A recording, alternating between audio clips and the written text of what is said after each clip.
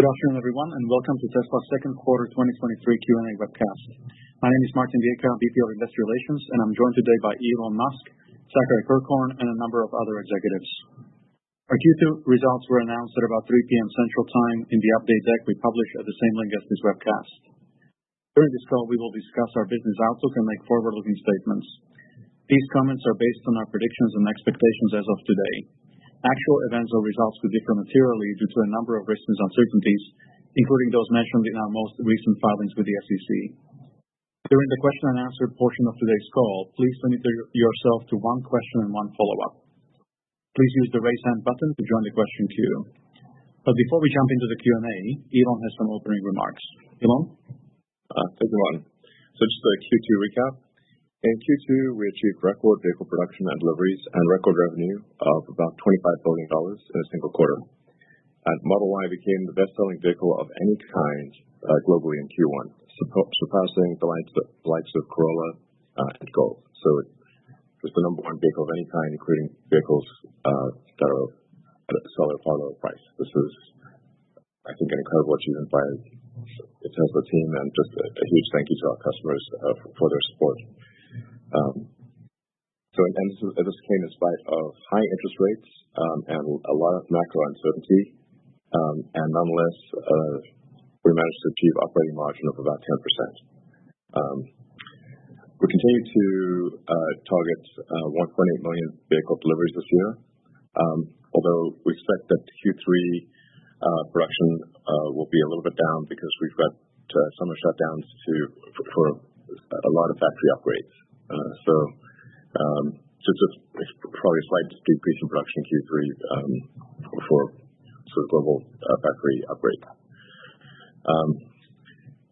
In the long term, autonomy we think is going to just drive volume through the ceiling next level, and our future robotaxi products, dedicated robotaxi products, we think have quasi-infinite demand.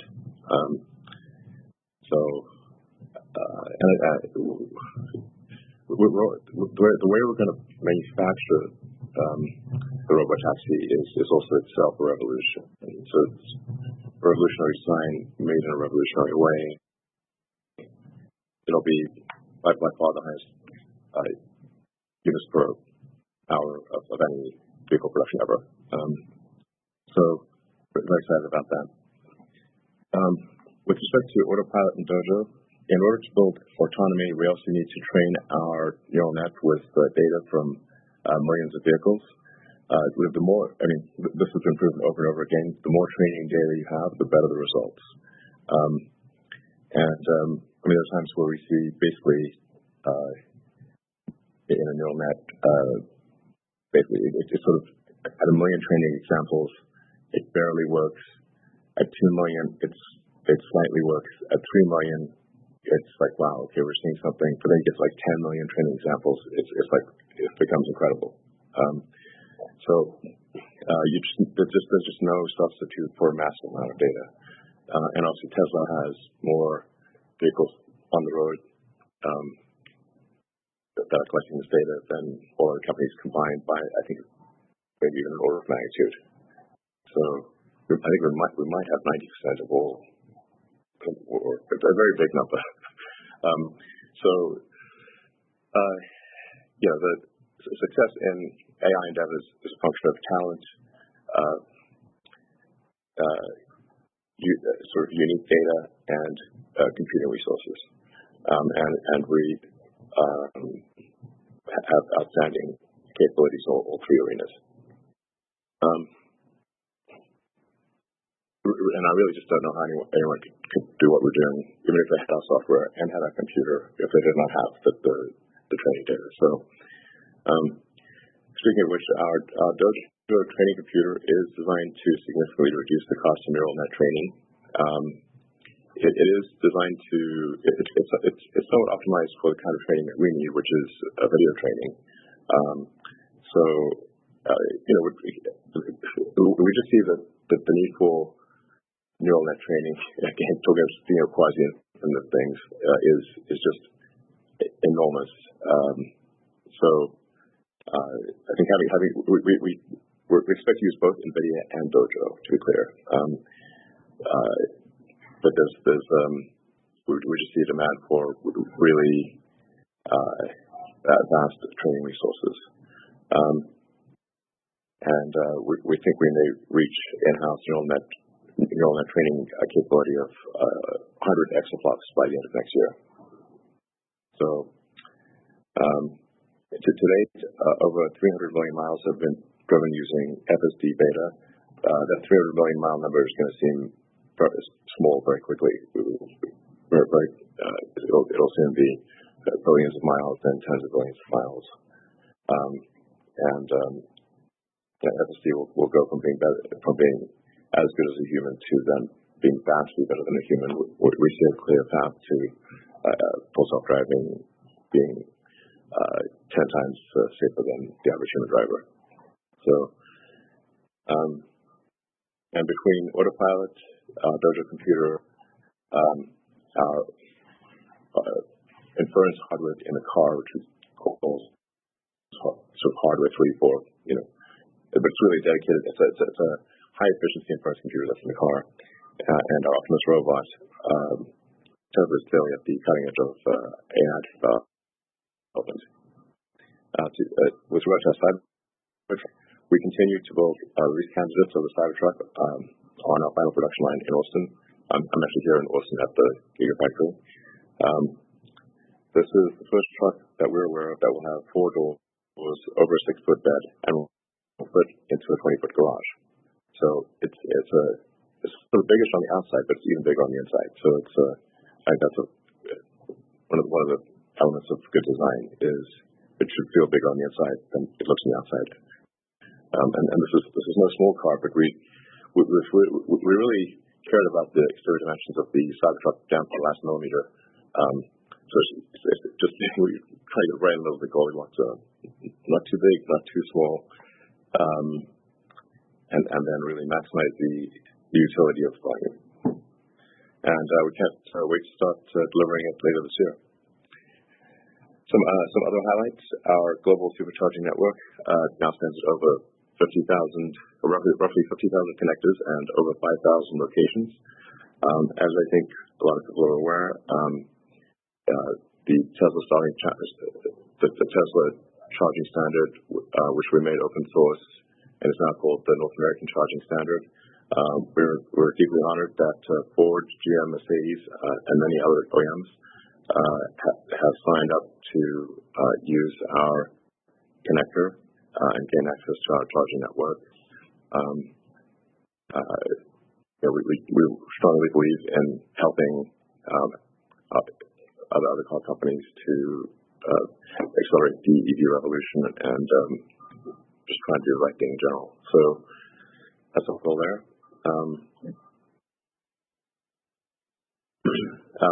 Then something I think I want to emphasize very, very strongly, this is a very important point, is that Tesla, just as with the North American Charging Standard, although we're not licensed, in that case not licensing, we're just making it available.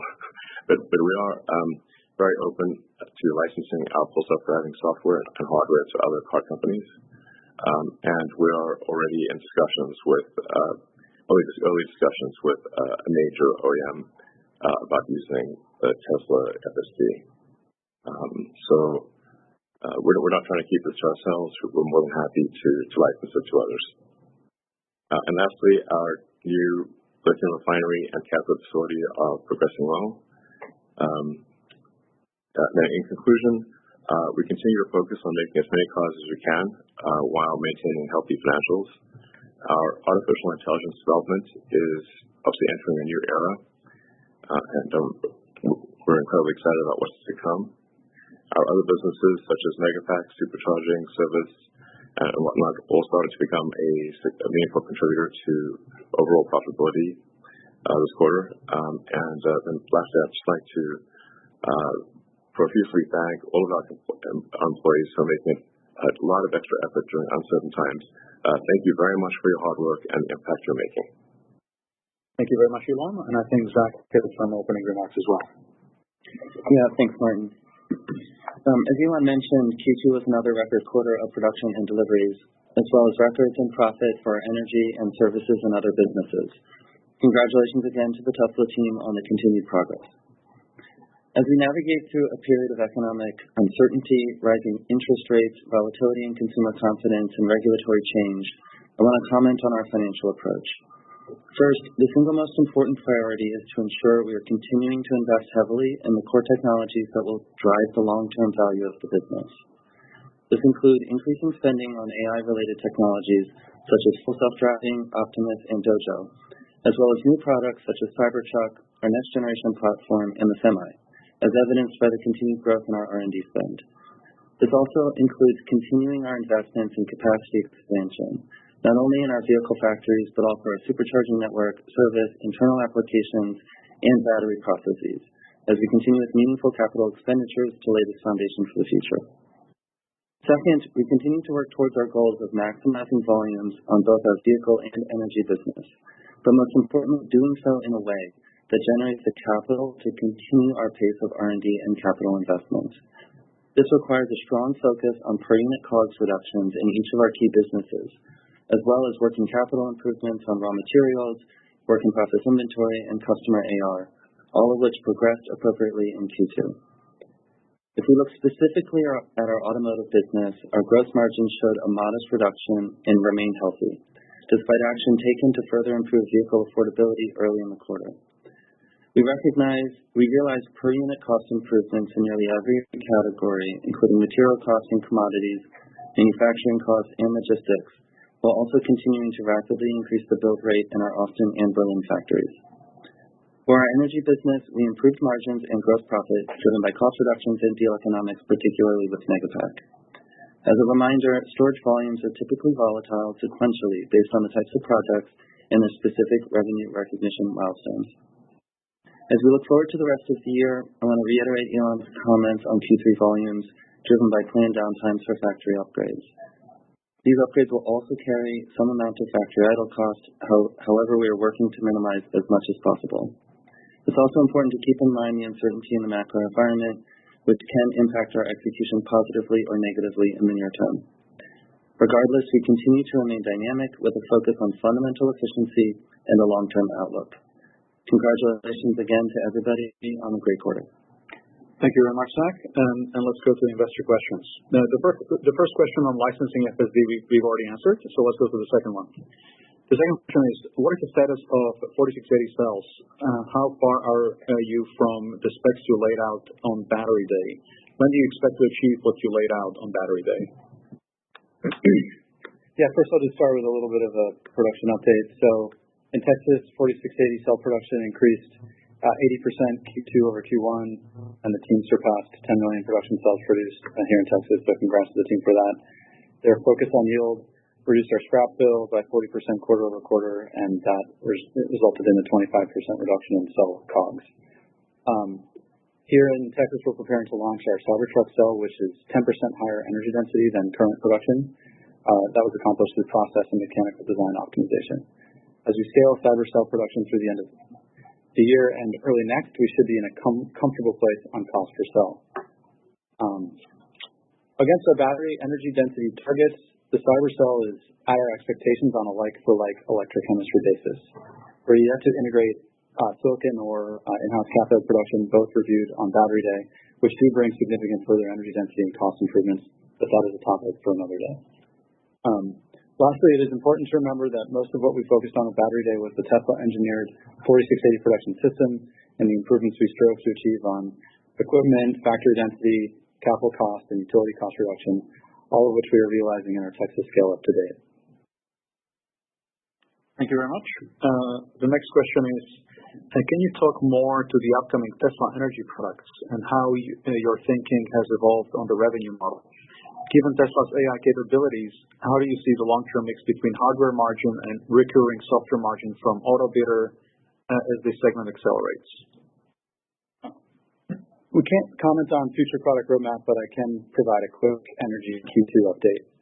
Megapack continues to show strong demand globally, with Lathrop ramping successfully to meet our contracted projects in 2023. As stated last quarter, Megapack margins are in a reasonable place in line with our vehicle target margins. The second final assembly line at Lathrop is progressing on schedule, eventually doubling Lathrop capacity ahead of our full factory ramp in 2024. We have several exciting large projects in construction or nearing completion, including the KES project in Hawaii, the Riverina project in Australia, several projects in California, and one here at Gigafactory Texas that I toured today, actually. We want to thank our customers, utilities, and grid operators for trusting us with these projects. On the autobidder question, we continue to grow autobidder contracts in wholesale markets like Australia, Texas, UK, and California with over 6 gigawatt hours under Tesla's dispatch next year. In the UK, our project performed best in the industry in Q2. Autobidder does have software margins and is an enabler for hardware sales, but it's a relatively small contributor to revenues given how much deployment growth on the Megapack hardware side is occurring. It's important to remember that these large capital projects have lifetimes of 20 years, so recurring revenues on an annualized basis relative to upfront capex are small. On the residential side, we have some fun things happening. We recently surpassed 500,000 Powerwalls installed. Just this week, we were launching Charge on Solar, which allows Tesla Powerwall and vehicle customers to charge their vehicles using their excess solar and drive only on the sunshine that hits their roof. Yesterday, we began paying customers in Texas for participating in our virtual power plant to provide grid support to ERCOT. We expect these credits to lower our median customers' annual bill by a third and to increase these credits over time as ERCOT expands market access. And today, we are expanding Tesla Electric enrollment to new Model 3 owners in Texas, followed by all Texas vehicle customers over the rest of the quarter. Unfortunately, and somewhat similar to Tesla Insurance, bringing Tesla Electric and VPP capabilities to our customers requires working through a fractured regulatory environment on a jurisdiction-by-jurisdiction basis. In the long run, the value of residential energy, software, and hardware will be driven by the level of market access that utilities, market operators, and regulators permit. Where Powerwall is eligible to provide the full stack of energy services, like peaker capacity and system buffering, such as in Australia, we can more than double the value of ownership relative to a typical system today. Thank you very much. The next question is, could you quantify the benefits to COGS per unit from the IRA battery manufacturing incentives, and secondly, battery raw material declines year to date? I can take that. On the first part of the question for IRA manufacturing incentives, we provided previous guidance that we expect these to be, for the course of this year, in the range of $150 million to $250 million per quarter. We are staying within that boundary as we guided previously, so that was the case in Q2 as well. I will note, and I think we've mentioned this before, that this includes a 50-50 sharing of credits for qualified cells from our long-term battery partner, Panasonic. On the commodity side, we are continuing to see improvements there, as we've discussed previously. Lithium is the most notable improvement so far. I think I commented on this on the last call, because typically we see this coming about a quarter before it actually is realized in our financials. And also, just as a reminder, we're not fully exposed to the price of lithium. Our supply chain team has done a terrific job in partnership with a bunch of other companies to put in place some long-term agreements here, but we do have some exposure that moves up and down. We're also seeing benefits in aluminum and steel, which I think is great. Not as large as the lithium impacts, but they contribute nonetheless. So if we add up the total impact of this in Q2 relative to prior quarter, it's about the same size and magnitude as the IRA benefits that we also received. Just to put this in context, as you look at COGS per unit sequentially from Q1 to Q2, I think there's two things to keep in mind there. The first is that our FX mix for deliveries increased quite a bit from Q1 to Q2. So as you think about fundamental cost reductions, it's important to adjust for that. And then secondly, as we continue to work on reducing our Austin and Berlin costs, which we did quite a bit of that from Q1 to Q2, these factories are still slightly above Model Y production costs elsewhere. And in the quarter, our mix of Austin and Berlin related builds increased. And so that's something to consider as you model out the impact from Q1 to Q2 in terms of COGS per unit. I do want to ask Karin if there's anything else on the commodity side or just more generally you want to add here. Yeah, as you mentioned, Zach, we've naturally been a little bit hedged from the lithium position because of the long-term contracts we have in place. But we have seen reduction in pricing across the board for all commodities that specifically go into batteries, such as nickel, cobalt, and graphite. And the reductions in pricing translate into thousands of dollars when you look at it from a per vehicle impact. We're taking advantage of the historically low commodity pricing in certain areas to kind of extend some of those fixed price contracts through the end of the decade. So it's a playbook that we'll continue to kind of go back to as we look to the future. Thank you. The next question on FSD. Have you considered allowing FSD transferability as a lever to allow existing customers to upgrade to a new Tesla instead of being locked into an existing car due to the price of FSD? Yeah, this is the question we get asked a lot. We're excited to announce that for Q3 we will be allowing transfer of FSD. This is a one-time amnesty, so you need to take advantage of it in Q3, but or at least place the order in Q3 within reasonable delivery timeframes.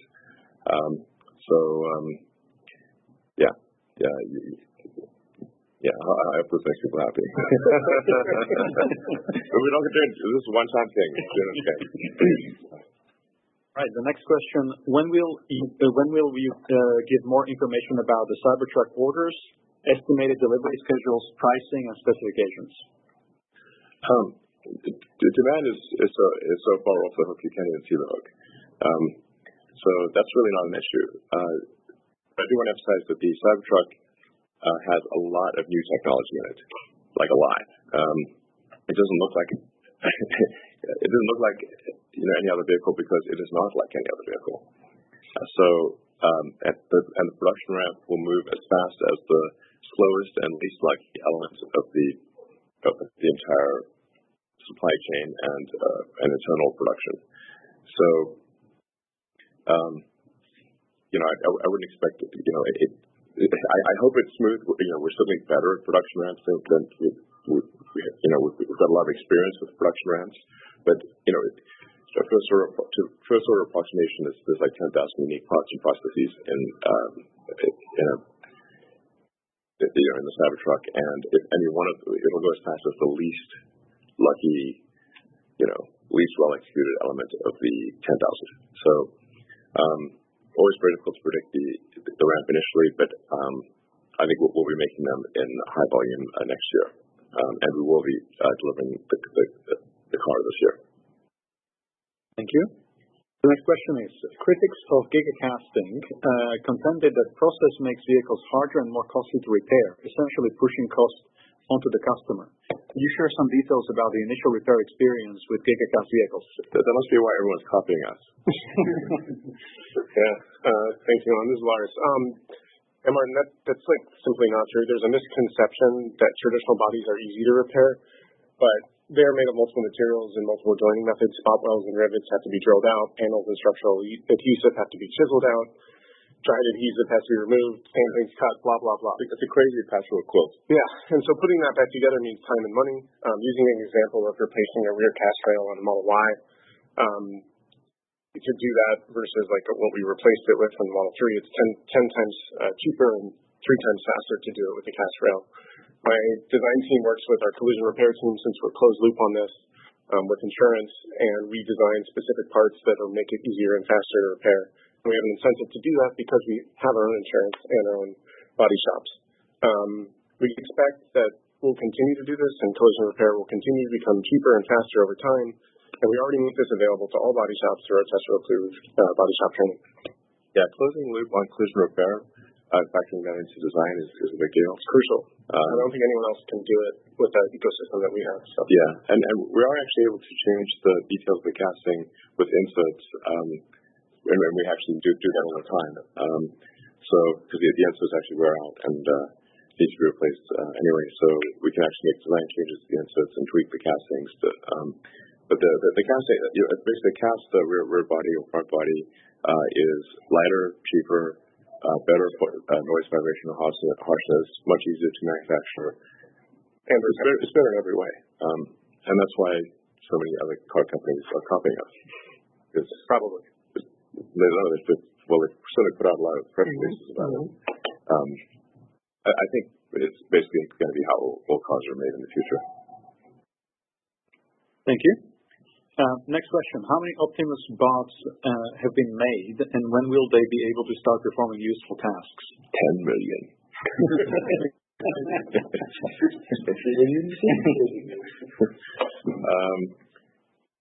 Yeah, I think we're around 5 or 6 bots.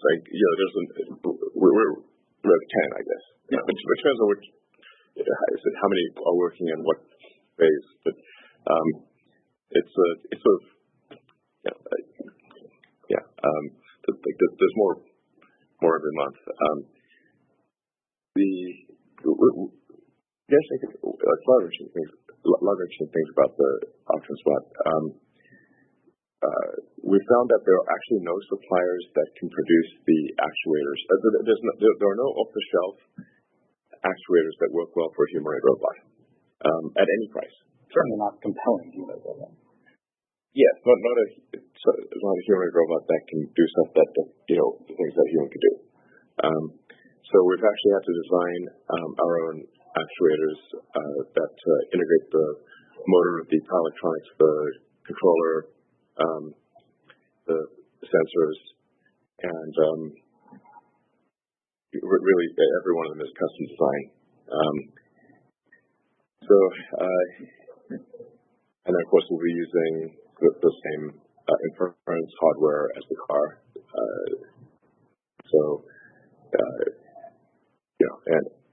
But we are in designing these actuators, designing them for volume production. So they're not just lighter, tighter, and more capable than any other actuators that we're aware of that exist in the world. It's also actually manufacturable. So we should be able to make them in volume. The first Optimus that will have all of the Tesla designed actuators, sort of production candidate actuators, integrated and working should be around November-ish. And then we'll start ramping up after that. In terms of when we'll be able to do some useful things, we'll first be trying this out in our own factories and just proving out its utility. But I think we'll be able to have it do something useful in our factories sometime next year. I'm pretty confident of that.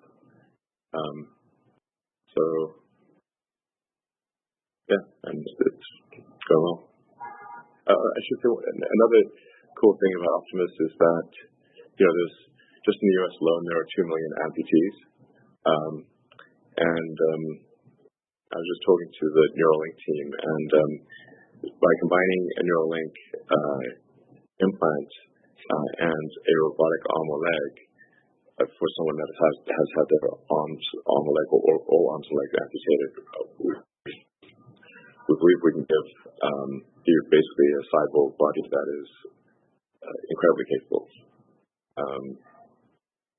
$6 million man in real life. The board don't want to cost $6 million. $50,000 man. So it sounds impressive, but it'll actually so that actually could be a really, I think would be incredible to potentially help millions of people around the world, and give them a robot arm or leg that is as good, maybe long term better than a biological one. Thank you. The next question is, how has the order intake trended relatively to production levels during Q2, and how has it trended in the quarter-to-date period? Conceptually, how does Tesla decide when is it appropriate to reduce prices or add other sales incentives to increase demand? Yeah, I guess demand is roughly track production, which is what we aim for. We look at something that we have that really I think no other car maker has is that we have real-time demand and real-time production. 7 days a week. I get an email, order-generated email that shows output from all factories and orders globally. So it's like a real-time thing on the pulse of Earth, basically. And we adjust course according to what the mood of the public is. Buying a new car is a big decision for the vast majority of people. So, anytime there's economic uncertainty, people will generally pause on new car buying, at least to see what happens. And then obviously another challenge is the interest rate environment. As interest rates rise, the affordability of anything bought with debt decreases. So effectively increasing the price of the car. So when interest rates rise dramatically, we actually have to reduce the price of the car because the interest payments increase the price of the car. And this is at least up until recently was I believe the sharpest interest rate rise in history. So we had to do something about that. And if somebody's got a crystal ball for the global economy, I really appreciate it if I could borrow that crystal ball. DM us. Yeah, exactly. DM me on Twitter. It should be known on Twitter. One day it seems like the world economy is falling apart, and the next day everything's fine. I don't know what the hell's going on. To be totally frank. I wish I did. So that's why I say I always on Twitter I posted just really advising because I care a lot about the sort of the small shareholders, especially ones that have stuck with us through thick and thin. I love you guys, and we can't control these macro shocks, or the manic depressive nature of the stock market. So that's why I recommend against margin loans in times that are turbulent. If times are not that turbulent, actually a margin loan can be a smart move within reason. But we're in, I would call it turbulent times. I have very high confidence in the long-term value of Tesla. I see it, I really, see a path to a 10x, or maybe not these days, but let's call it a 5x increase in the value of the company, maybe a 10x. But where things go along the way, the trials and tribulations and the mood of the markets, one cannot predict. And so,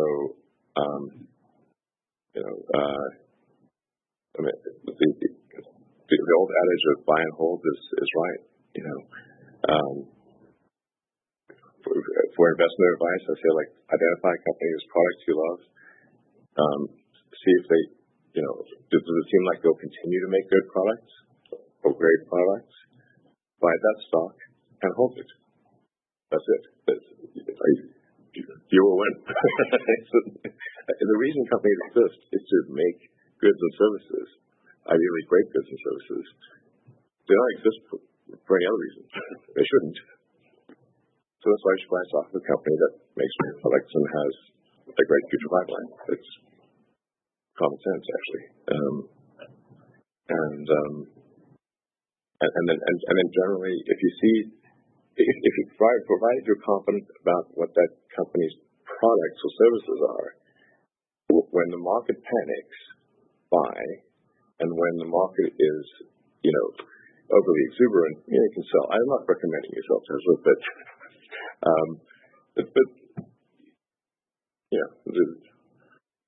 buy low, sell high. Warren Buffett actually, I think, has a saying, I'm paraphrasing him, but a publicly traded company is it's like imagine you're living in your house and some crazy manic depressive guy comes and stands outside your house and yells property prices at you. And it's a different price every day. But the house is still the same house. So this is the stock market. Credit that to Warren Buffett. Thank you. Let's go to the next question. With the emphasis of price cuts to drive volume growth eating into automotive gross margin, can investors expect to see automotive gross margin stabilize or even rise due to efficiencies outpacing the cuts? And if so, when? Oh, man. Where's that crystal ball again? If I may, it's like, look, the short-term variances in gross margin and profitability really are minor relative to the long-term picture. Autonomy will make all of these numbers look silly. I'd recommend looking at ARK Invest. I think their analysis is very good. It's the best, I mean, and generally, FinTwit or like the finance, the smart finance people on Twitter follow their accounts. They're great. That's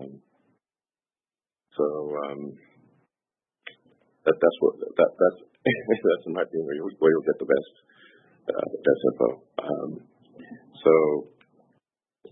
I strongly believe Tesla is a big long-term investment, and don't sweat it when things go up and down. In fact, if the market panics, buy. If the market's a little too exuberant, sell at the time. But just generally, like I feel I'm confident. We will deliver over long term, but can't control short term. So, and this economy is really where it's at. I mean, Zach, what do you? I fully agree with you. I think the only thing in the short term that matters is what I said in my opening remarks, which is, are we generating enough money to continue to invest? And, the portfolio of products and technologies that the technical teams are investing in right now, this is intense. It's intense in terms of investment. It's intense in terms of potential. Frankly, I think it's ridiculous that we have positive free cash flow in a capital-intensive business while investing massive amounts of money in new technology. That is super hard. And vertical integration. It's not even just like new products, but also. Yeah, we actually make our shit. We don't. Yeah. And others, but. Sorry. Interesting. Very cool. And so, at least from my perspective, what matters is continuing to generate the cash to invest. That means continuing to be hyper-focused on near-term cost reduction, because everything we do in near-term cost reduction provides capital to reinvest. Hyper-focused on working capital management, which we've made quite a bit of progress there on the raw materials, and with side of that, we've been very focused on accounts receivables as well to ensure that we can continue to reinvest the cash. This is what we're focused on. Yeah. And, so there's, a set of this that we control. We have a pipeline of cost reductions. We are getting tailwinds in the commodity space right now, as Karan mentioned. That's helpful. Variability around average selling prices, goes back to Elon's point. We don't control interest rates.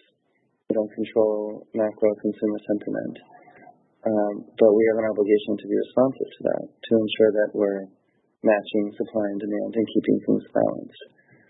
And so this is how we're managing the next handful of quarters. Soon enough, these quarters will be behind us. They won't be part of the present value of future cash flows of the business.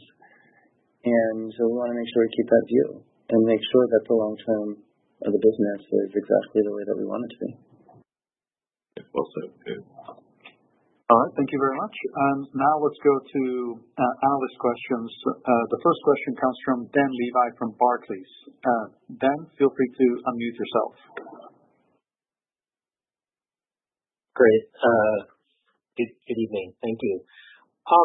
Wanted to start first with a question about your efforts in AI and Dojos. It's pretty clear. It sounds like you're accelerating your focus. Can you maybe provide us with a sense of what the process is of refining the product? Is it more machines? And maybe you could give us a sense of, when the payout when you start to see the payout and what the resource outlay is, what should we expect on the OpEx front as a result of this? So are you saying how much are we going to spend on Dojo, or? Yeah, R&D of Dojo. Yes. Well, we're not going to be open loop on our Dojo expenditures, so, but I mean, I think we will be spending, something north of $1 billion for the next year on through the end of next year, it's well over $1 billion in Dojo.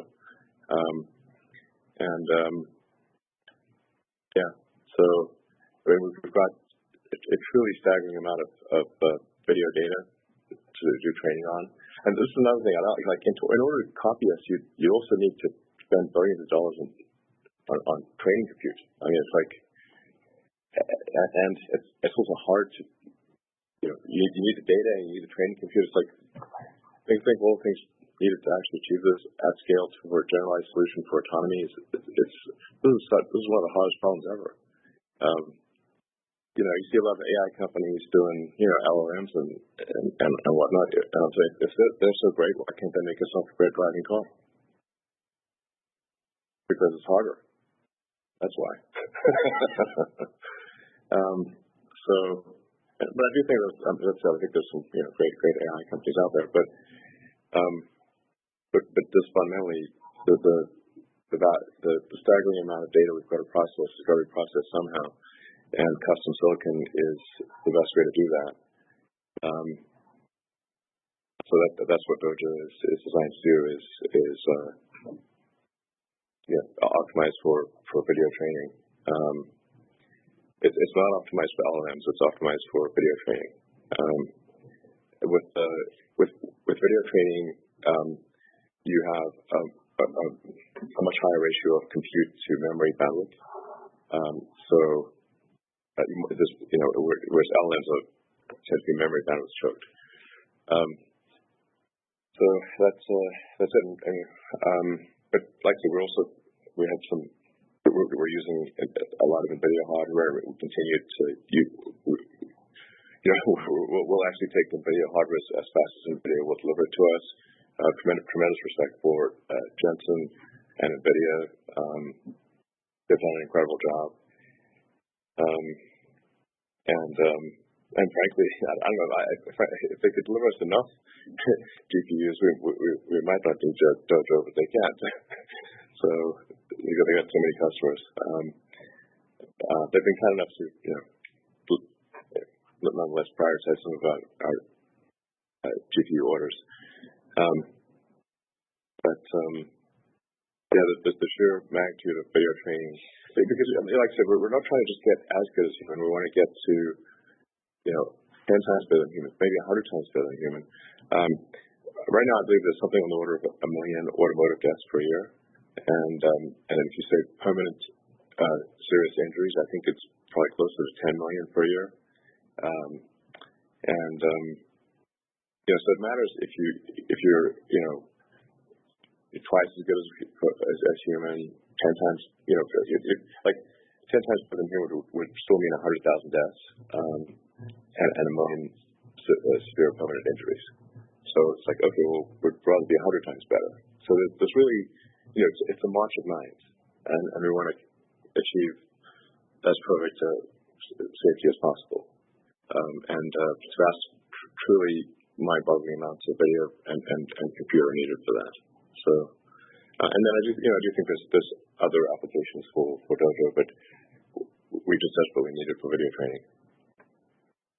Great. Just to add to what Elon mentioned, so the numbers that he mentioned are between R&D spend and capital spend, and this is moving quickly.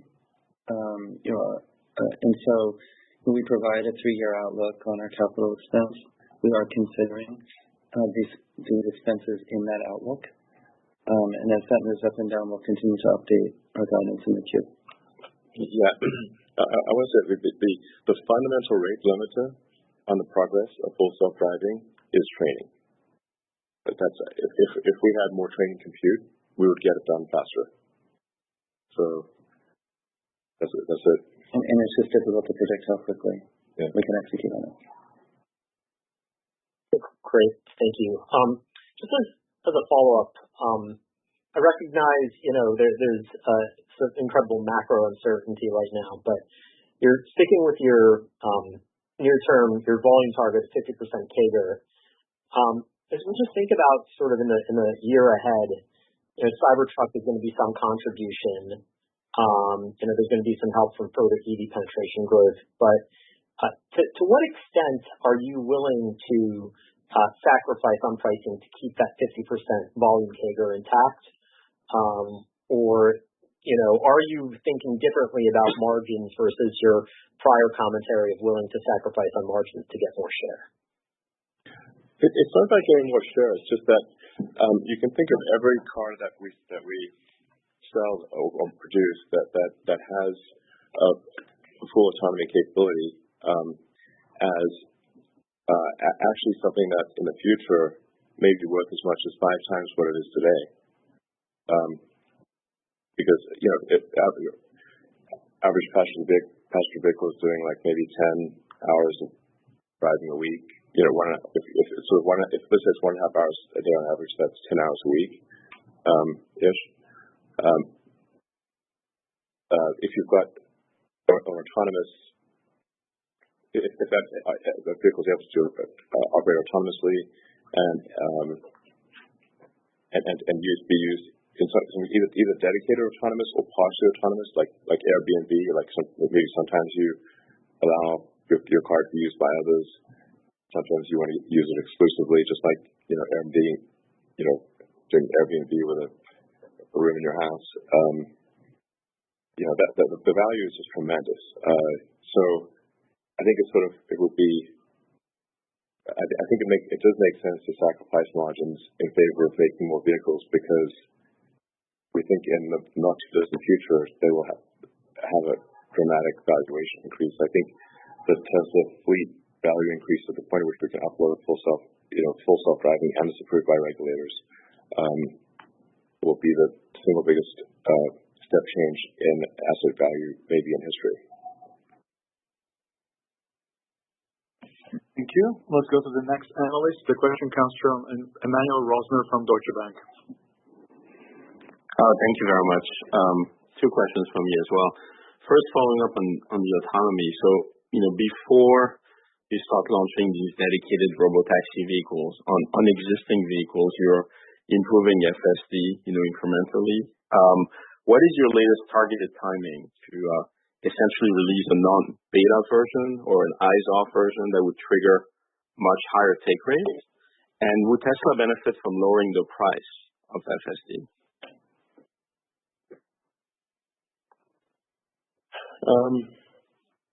So obviously, as people have sort of made fun of me, and perhaps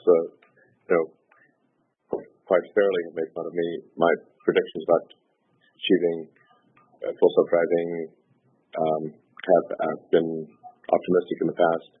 The reason they've been optimistic is what it tends to look like is we'll make rapid progress with a new version of FSD, but then the will curve over logarithmically.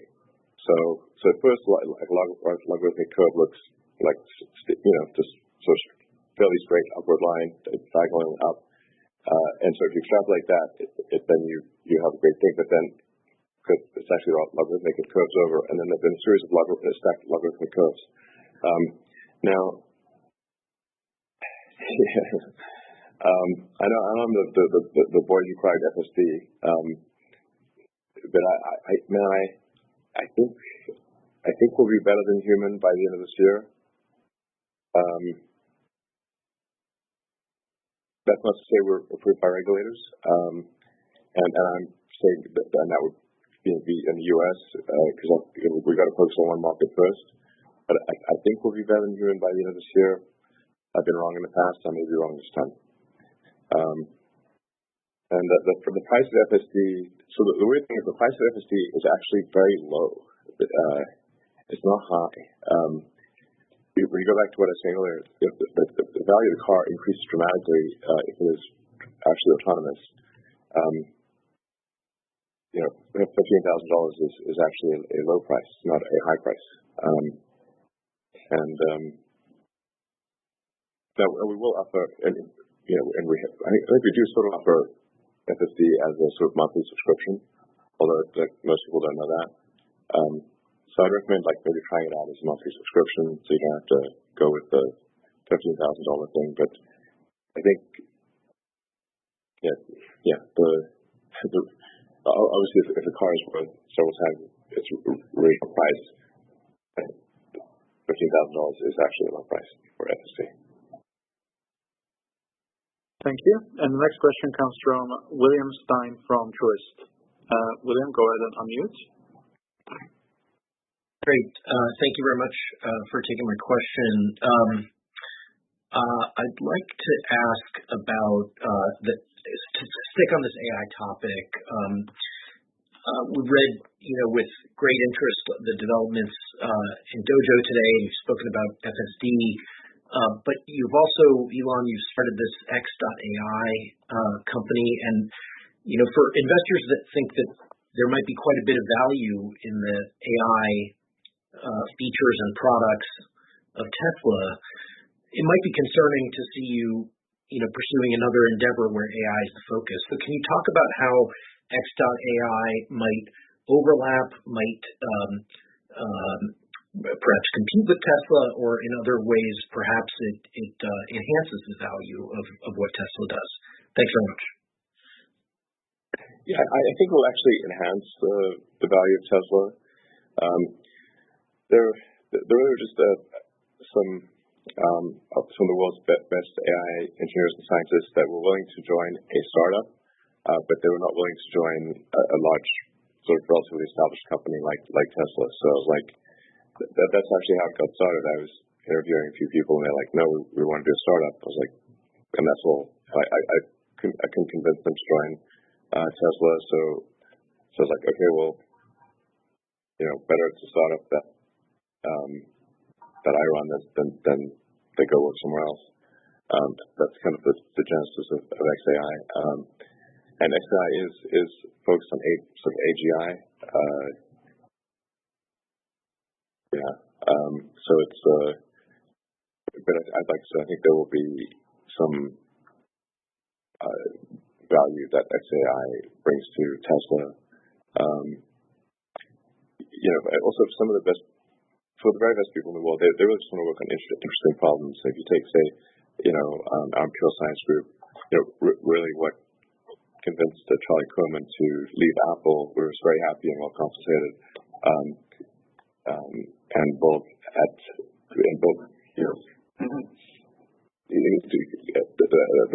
what we think is the best material science group in the world, was that he got to work at both Tesla and SpaceX. He wasn't willing to leave Apple if it was just Tesla, but he was willing to do it if it was Tesla and SpaceX. So sometimes you get the best out in the world. That's the kind of thing you need to do, and that actually has been very beneficial to Tesla. So. If I could squeeze one more mundane question in, I wonder if you think you can hit the 1.8 million unit number with current pricing, or do you anticipate needing to continue to lower prices? Because it seems like they've stabilized. The trends have stabilized in the last maybe month and a half. Should we expect a sort of continued decreases or more stabilization for the rest of the year?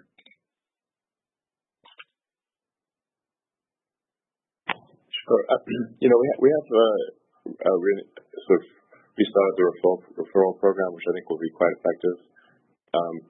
As Zach was saying earlier, we don't control the macroeconomic conditions. So if interest rates continue to rise, that reduces the affordability of cars.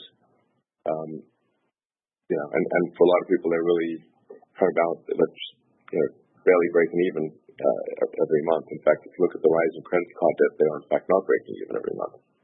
Credit card debt is looking scary. So we just don't control macro conditions.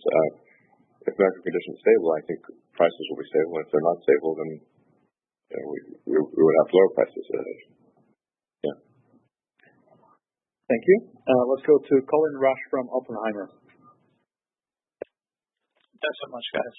As you're building out Dojo and implementing what surely is going to be a highly complex set of software, can you speak to the maturity of the operating system and how much outsourced software you're expecting to use in that system?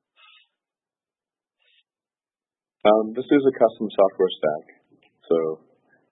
but it is designed such that you can run at a high level PyTorch and JAX. But then we have to customize it to actually run on our custom silicon.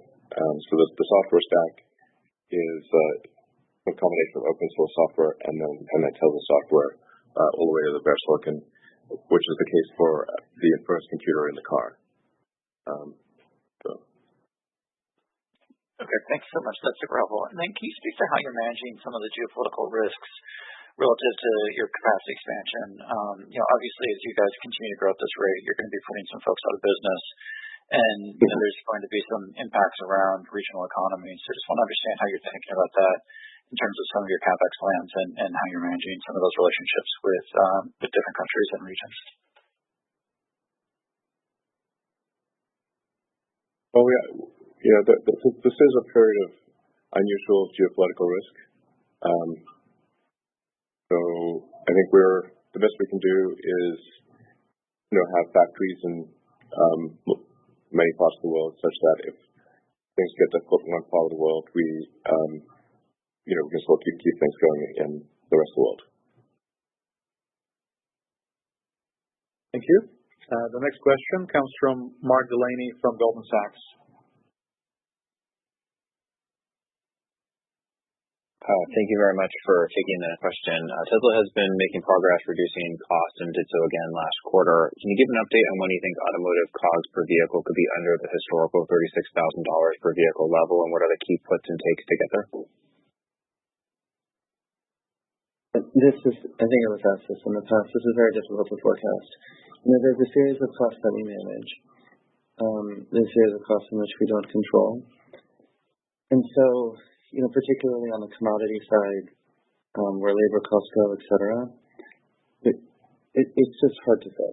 Yeah, we saw very inflationary pressures, strong inflationary pressures for a while last year,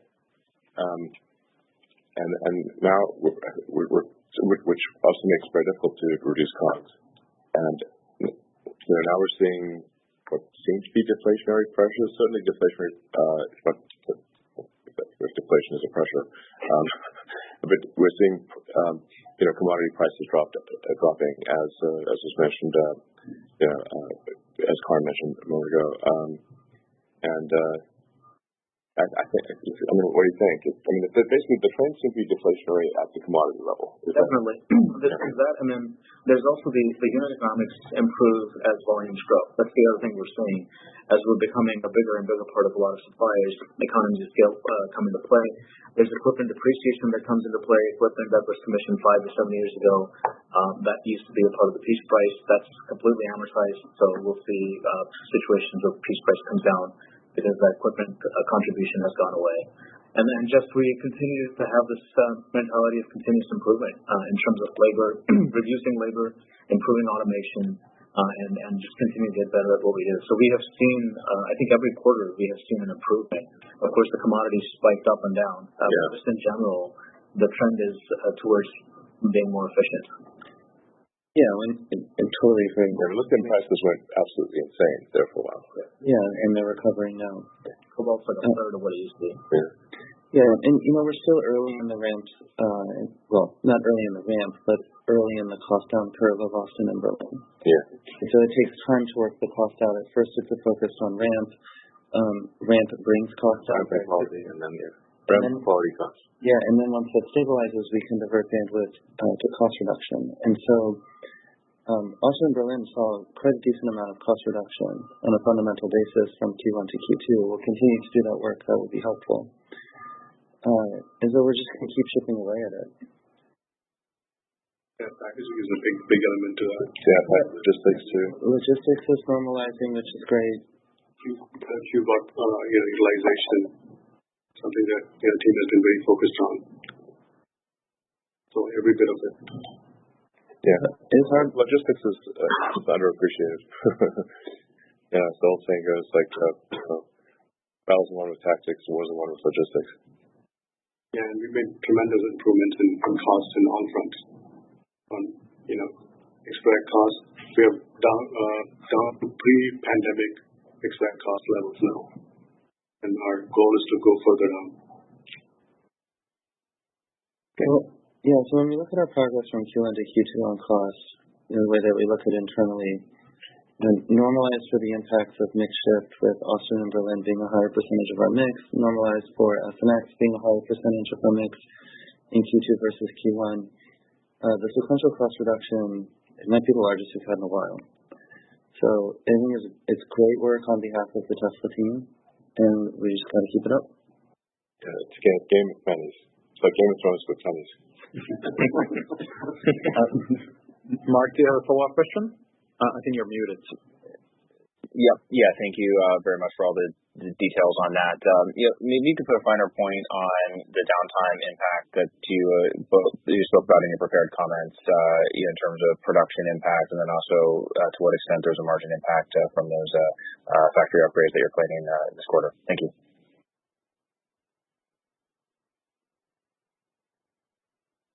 Yeah, the downtime. We don't know exactly the number of cars impacted because, kind of the way that we go into downtime windows for upgrades is, we set aside a period of time, but then the team is challenged to go as quickly as possible so that we can get the factories up and running again and minimize that. So it's not profound reduction, hopefully it's quite small. I think we're getting too much into the weeds here. I mean, we're asking for a level of precision that is not possible to answer. So let's move on. Yeah. I think this is unfortunately all the time we have for today. Okay. So we'll speak to you all in the next 3 months. Thank you very much. Thank you.